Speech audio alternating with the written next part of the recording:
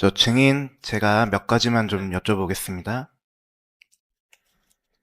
그 12월 3일 비상계엄 선포할 때 국무회의가 필요한 거 원래부터 알고 있었다라고 말씀하셨는데, 그러면 그 총리인 피고인을 대통령실로 부를 때 네. 나머지 국무위원들도 좀 여유롭게 불렀으면 뭐 22시경에는 원래 계획대로 선포할 수 있었을 것으로 보이는데요.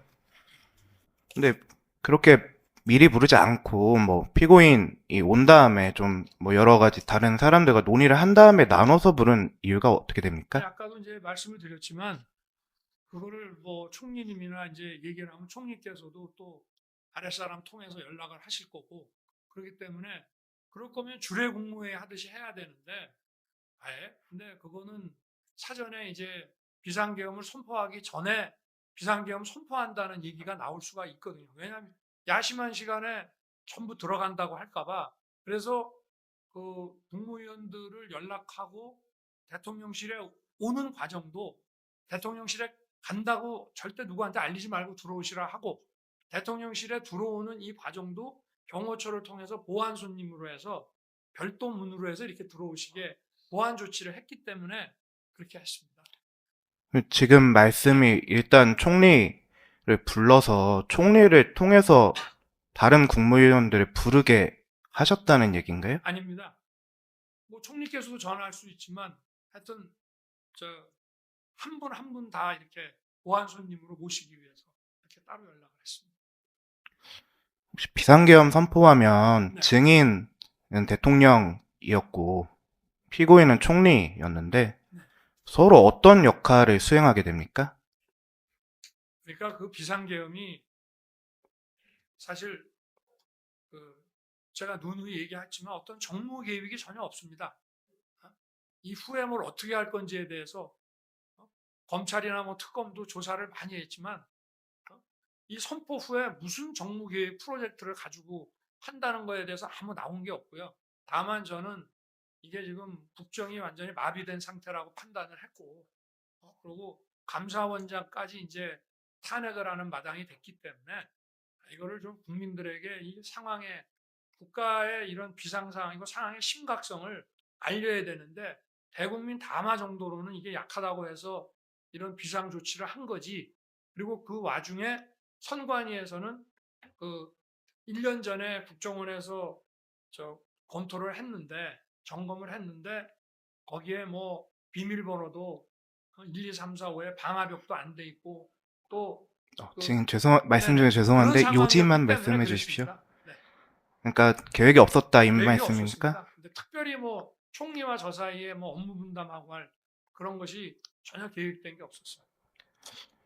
보통 대통령이 네, 직무 수행을 하면 네, 뭐 국무총리와 관계 국무위원이 뭐 부서를 하든 이렇게 하는 것으로 알고 네. 있는데, 근데 피고인을 건너뛰고 김영현과 비상계엄 논의한 이유는 뭡니까? 그러니까 준비를 시켜야 되는데 예를 들면 이제 뭐 계엄 선포 담화문이라든지 뭐 이런 것들을 좀 해야 되는데 제가 그거를 총리를 통해서 할 수는 없고요.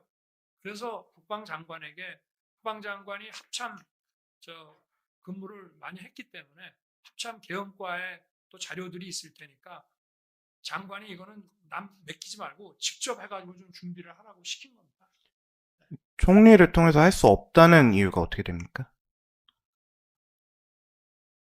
총리께서 그런 문안을 직접 만드시고 할 수는 없고 누구한테 맡기거나 하면은 저도 그래서 민정수석실의 법률비서관실조차도 제가 관련 법령 검토 같은 거를 디테일하게 못 시켰지 않습니까? 그 추가로 온 국무위원들 뭐 송미령, 최상목, 조규용 뭐 장관들 등등이 있는데 네. 그 증인이 직접 한 명 한 명 골랐습니까? 글쎄 그걸 뭐 골랐다기보다 하여튼 생각나는 대로 연락이 가능한 사람 또 좀 전화해보고 이게 전화해보고 뭐 왜 부르네요 뭐 왜 들어갑니까 지금 시간에 막 이러면 아 좀 이따 전화 드리겠습니다 이렇게 해가지고 자연스럽게 그냥 올 수 있는 사람 위주로 보안 유지가 중요했기 때문에 그렇게 해서 연락이 된 거로 그 누굴 부르기로 했는지 아니면 불렀는지에 대해서 피고인 총리에게 얘기한 적 있습니까? 글쎄 뭐 하여튼 생각나는 대로 저 국무회의 요건을 맞추는데 필요한 사람들을 저 연락을 했습니다. 원래는 이거 하려고 그러면은 주례거치 하려고 그러면은 카톡이나 이런 거로 일시에 쫙 알리면 되는데 그렇게 하기 어려웠기 때문에 그렇게 했습니다. 그 강의구가 국무회의 끝나고 뭐 백지 네, 용지에다가 국무위원들 서명을 받아서 나중에 행안부로 보내려고 네네. 했다. 아까 이렇게 말씀하셨는데 뭐 누구한테 뭐 권유나 뭐 이런 걸 받았다고 했습니까? 강의구가? 아니요, 강의구도 공무원 생활을 오래 했기 때문에 뭐 행안부에 참석자 명단을 알려주려고 하면 어? 저 그래도 서명 받아가지고 참석한 사람들이 이렇게 참석했다는 서명을 받으면은 그렇게 해서 붙여서 보내주는 게 자기는 맞다고 생각하고 그렇게 한 거로 알고 있습니다. 나중에 비상계엄 선포문에 서명 요구할 때도 강의구 씨가 선포문에 예, 뭐 그 총리와 김용현 장관이 이미 서명했기 때문에 대통령도 그저 서명하시죠. 뭐 세 네. 명이 이렇게 뭐 예. 부서 형식 같이 이렇게 한 거 말이죠. 네. 네, 그것도 뭐 누구의 지시를 받았다거나 뭐 권유를 받았다거나 이런 얘기는 안 했습니까? 그런 얘기가 전혀 없었습니다. 그래서 제가 아까도 말씀드렸지만 이걸 왜 이런 걸 네가 하냐. 근데 뭐 그냥 서명해 주십시오 해서 저도 막 나가는 입장에서 하여튼 사인해주고 나왔습니다. 뭐 서명해주면 뭐 어떻게 쓰겠다 이런 얘기는 안 그런 얘기도 했습니까? 없었고요. 그냥 갖고 있겠습니다. 장관하고 총리께서 이미 하셨으니 대통령도 그냥 좀 서명해 주십시오. 이래서 나가면서 제가 서명하고 나왔거든요. 아까 스쳐가는 얘기로 네. 뭐 피고인이 옛날 계엄을 생각하고 반대한 것 같다 이렇게 말씀하셨던 것 같은데요. 그래서 국무위원들이 다 그런 식의 생각을 좀 가지고 있는 것 같아서요. 네. 옛날 계엄이라는 게 뭡니까? 좀 아무래도 군이 뭐 한 몇만 명 투입이 되고 뭐 이런 옛날 계엄이라는 게 이제 뭐 집회 시위 같은 게 막 일어나고 그런 게 막 저 사회 혼란을 야기하고 하면은 대단위로 막 군이 투입돼 가지고 하는 그런 계엄들 이제 저희만 해도 학교 다닐 때 그런 거를 이제 봤기 때문에 그런 거를 이제 생각하시는 것 같아서 이제 제가 그 하여튼 걱정하지 말라는 취지로 저는 얘기를 했습니다. 그럼 이번 계엄은 옛날 계엄과 다르다 이렇게 설명하셨습니까? 글쎄 그거는 이제 곧 알게 될 거고 제가 걱정하지 말라는 취지. 뭐 예를 들면 우방국 문제나 뭐 금융시장 문제 그러면 그냥 걱정하지 말라고 했지. 뭐 이거 저 어차피 이거는 오래 못 가는 거니까 걱정하지 마. 이런 얘기는 어차피 좀 있으면 알게 될 텐데. 그리고 그걸 미리 얘기하는 것은 그 상황에서는 좀 적절하지 않았기 때문에 걱정하지 말라 이런 취지로만 얘기했습니다. 총리나 다른 국무위원들이 뭐 어떻게 걱정을 안 하냐, 왜 걱정을 안 해도 되냐 이렇게 안 물어봤습니까? 글쎄 뭐 그렇게까지 뭐 질문을 한 기억은 없습니다. 저한테. 네, 국회에서 비상계엄이 해제된 이후에 네. 정인이 비상계엄 다시 하면 된다 이렇게 말한 적이 있습니까? 비상경을 어떻게 다시 하겠습니까? 저는 그게 진짜 말이 안 된다고 생각합니다. 그렇게 말한 적이 없습니까? 네. 네, 더 물어볼 게 있습니까? 저 증인 제가 한 가지 빼먹어서 한 가지만 추가로 여쭤보고 끝내겠습니다. 그 추경호 원내대표랑 통화하셨다고 아까 말씀하셨죠? 그래서 상의를 미리 못해서 미안하다 이렇게 얘기했다고 하셨는데 맞나요? 그런 취지로 얘기를 했습니다. 추경호는 뭐라던가요? 뭐 거기도 제가 오래 안 갈 거니까 걱정하지 말라는 하여튼 뭐 이 계엄에 대해서 너무 걱정하지 말라는 어? 사전에 얘기 못해 미안하고 여기에 대해서 하여튼 너무 걱정하지 마라. 내가 하여튼 잘 하겠다. 그런 얘기를 했고 그런 것 같습니다. 그리고 뭐 이제 여야 무슨 원내 협상 진행하고 했던 뭐 그런 얘기들도 좀 하고 그랬던 것 같습니다. 추경호가 걱정하고 있었습니까? 아니 제가 그렇게 얘기를 했죠. 네.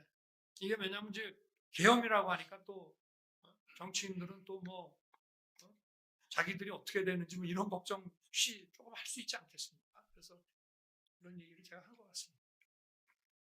걱정하지 말라니까 추경호가 뭘 했는지는 기억이 나십니까? 그래서 하여튼 그 대화 자체는 뭘 얘기를 했는지는 정확히 기억이 지금 안 납니다. 근데 하여튼 제 취지는 미리, 왜냐하면 추경호 대표가 야당과 협상 때문에 고생을 많이 한 걸 제가 알고 있거든요. 수시로 통화를 했기 때문에.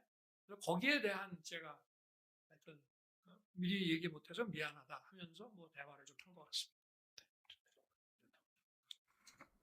해제와 관련해서 말씀하신 건 아니고요.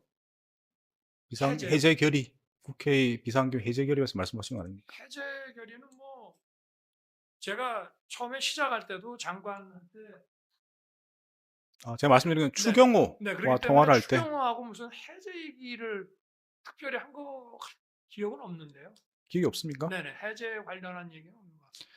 추경호 의원 말고 다른 의원과 통화한 적이 있습니까? 그래서 비상경 후에. 제가 그때 뭐 하여튼 야당과의 이런 어떻게 보면 뭐 그 협의와 이런 대결 이런 거에 고생을 좀 했다고 생각하는 사람이 저 추경호와 나경원이었는데, 나경원 의원한테도 전화가 왔는지 제가 했는지 통화를 한 기억이 있거든요. 무슨 이야기를 했습니까? 그건 뭐 정확히 기억이 안 납니다. 하여튼 나경원도 뭐 하여튼 고생하는데 이런 거를 미리 하여튼 알려주지 못해서 미안하다라는 취지의 얘기를 하지 않았나 싶습니다. 근데 그 통화 시점이 네. 사실은 비상계엄 후에 네네. 아주 그렇죠. 급박한 상황인데 그때 전화를 해서 뭐 고생이 방에서 이제 다들 가고 네. 제가 방에 이렇게 혼자 있으면서 그때는 뭐 이렇게 방에 사람도 없고 뭐 이렇게 좀 정신없고 이런 상황이 아니었고. 그러니까 네. 뭐 어떻게 말씀하시는지는 증인이 네. 말씀하시면 되는 건데 네. 그 당시 상황이 이렇게 뭐 일반적으로 보면 급하다고 볼 수도 있는데 네. 그 상황 안에 전화해가지고 고생이 많았다 이런 취지로 말씀하셨던 건가요? 그렇습니다. 네, 뭐 그때 뭐 특별히 저도 할 일이 없었거든요. 그 당시 상황에서는. 네. 없으시면 마치겠습니다. 네. 네. 마치겠습니다. 네. 네, 정의식은 마치겠습니다. 네. 돌아가시면 되겠습니다. 네.